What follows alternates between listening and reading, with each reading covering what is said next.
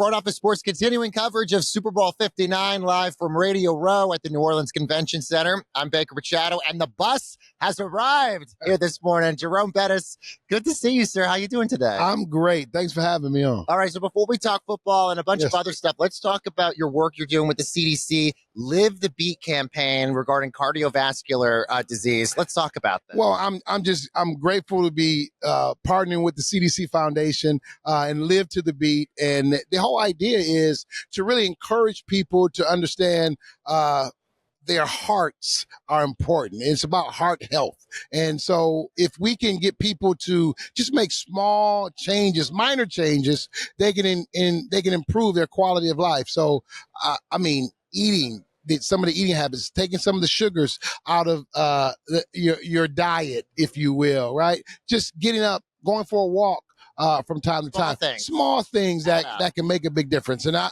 speak to that because I lost my father some years ago right after we won our Super Bowl. Wow. He was 61 years old and it's so young. And so I understand the importance, right? And so I want to try to change some of those things in my life. And hopefully my story can inspire some other people to say, you know what, maybe I can do something small. And so sharing my story is part of it, but also there's other people sharing their stories. And all you have to do is go to livetothebeat.org/legacy. And there's other people sharing their stories. And hopefully some people can get inspired to make a change. Absolutely. And it's so great that you're doing this. And also speaking of inspiration, you were an honorary captain with Notre Dame for the football playoff. You went back to school and got I did. Just a few years ago.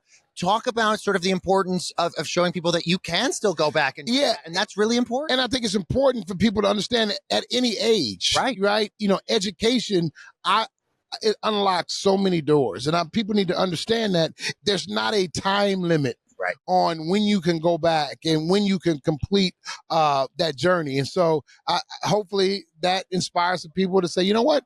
I want to do that. I want to go back to school and maybe complete something that I wasn't able to complete. So that's important. Added special significance, one, because Notre Dame's in the college football playoffs, the finals, which is great. Mm-hmm. Your son's on the team also. It's a degree now you have from this university as well. And they're showing all these other teams that are in these big super conferences, you don't need it to be in there. You could be this independent school and still do all this. That's right. Was this sort of this great moment for you with Notre Dame this last year? It was. It was a culmination of all of those things, because obviously when I decided to go back, I wanted to show my kids at the time that education is important, right? How are you a father and you're talking about how important education is, but yet you didn't make it a priority in your life. So I wanted to show that it was a priority, it is a priority, and that you need to take it seriously. And so because of that, both of my kids decided to pick Notre Dame. And so my daughter's a sophomore. My son now is a freshman at Notre Dame playing football. So it's a incredible moment. And I think it's all predicated around me going back to school. I love that. We, of course, know you as the Bus. You are so great at branding yourself with that moniker. We know a lot of quarterbacks have nicknames, but it's usually harder for other players of different positions to do that. Why is that? Why do you feel like it's harder for running backs, wide receivers to sort of create a brand for themselves and a nickname like that? Well, usually it needs to be generally organic and it needs to represent who you are and really kind of tell the story without telling the story, right? So the Bus kind of tells the story of me, but also the colors. The Steelers are black and yellow, school bus, black. Yep. So it all kind of worked to my favor from that standpoint. So I think it's hard because it's hard to find a nickname that everybody can understand. Yep. And it really kind of cuts right to who you are. Right. You're right. It has to be organic. It can't be forced because people don't want that. Exactly.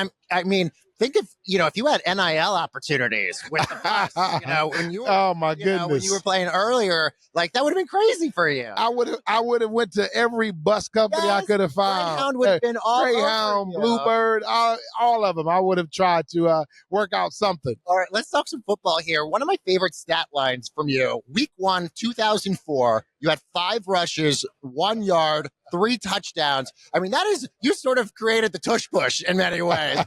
What's your thought on the Tush Push? Because especially with Jalen Hurts. Yeah, it is. It's tough to stop for one. Yeah. But I thought that it was just a great adaptation of a play that has been around for, 30, 40, 50 years, right? But they just changed it, tweaked it, and said, you know what? We're going to take advantage of it and use it as a weapon, right? And they've been able to do that. So kudos to the Eagles and what they've been able to accomplish because they've changed the game from that standpoint. And not even just the Tush Push and Jalen Hurts. I'm sure as a running back, seeing somebody like Saquon Barkley is really exciting. What the numbers he was able to sort of produce this year.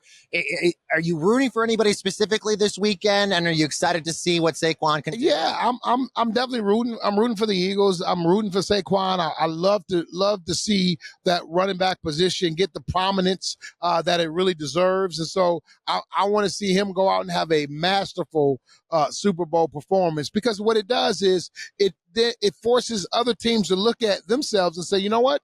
We need to prioritize the running back position again because it will pay dividends. It can even win you a championship. What's with the death of the fullback position? Like, that's been weird. I mean, yes, Saquon's been incredible, but I don't think any teams are carrying fullbacks anymore. Well, the problem is, a lot of teams went to a more passing offense, and so they kind of took that fullback out and then put in a hybrid tight end. And so they felt they can get more productivity in the passing game. And I think what they've given up is too much in the running game. So I think teams are going to start looking at that and reassessing that decision. Later today, we're talking to Boise State running back Ashton Jeanty. I'm so excited to talk to him. He's going to clearly be a star in this league.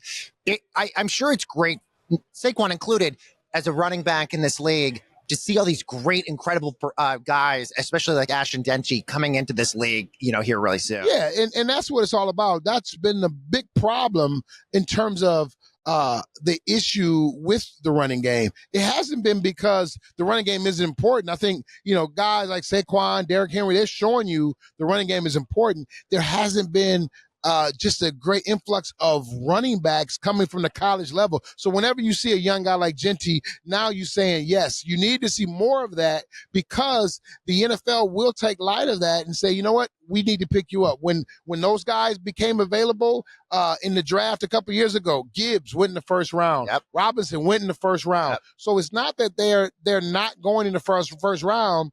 It's just that you're not able to find them. And when you do find them, you grab them. Bus, we'll get you out of here on this. I know you said you're rooting for the Eagles. I looked this morning. The line, I think, is still 1.5. It's basically a pick'em game this weekend.